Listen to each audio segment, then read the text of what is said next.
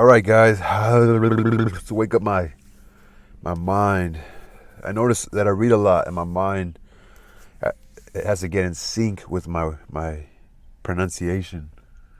My mind. So let's continue with the Bible. We're actually on Exodus now, the second book of Moses, called Exodus. It's only 40 books. So now these are the names of the children of Israel, which came into Egypt. Every man in his household came with Jacob: Reuben, Simeon, Levi, and Judah; Issachar, Zebulun, and Benjamin; Dan and Naphtali; Gad and Asher. And all the souls that came out of the loins of Jacob were 70 souls. So it's like 70 people came from Jacob's line. Joseph was in Egypt already, and Joseph died, and all his brethren, and all that generation.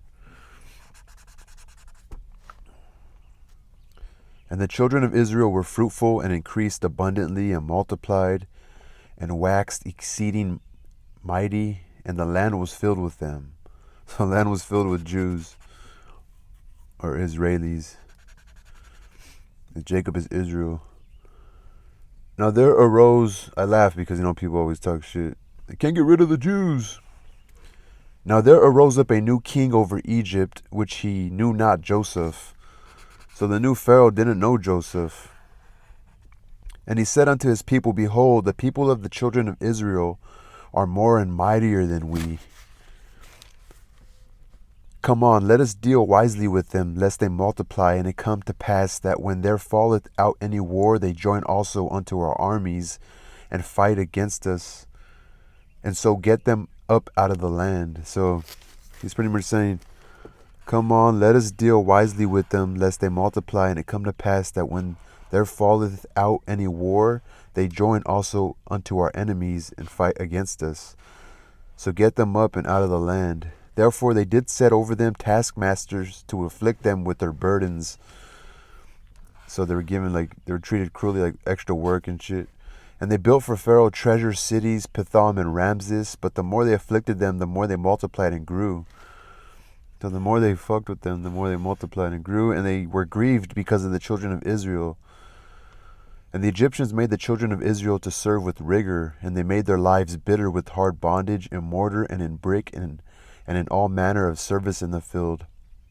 All their service wherein they made them serve was with rigor.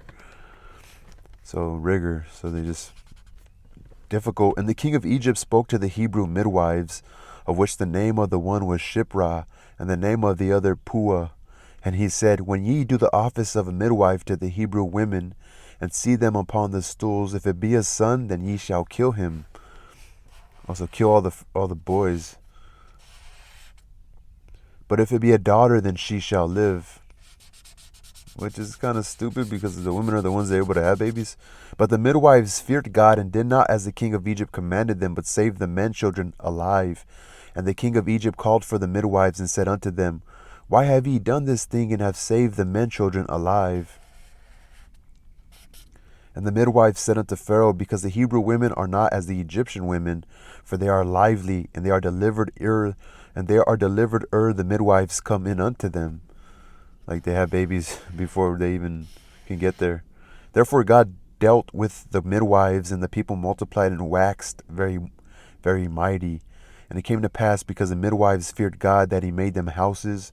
And Pharaoh charged all his people, saying, Every son that is born ye shall cast into the river, and every daughter ye shall save alive.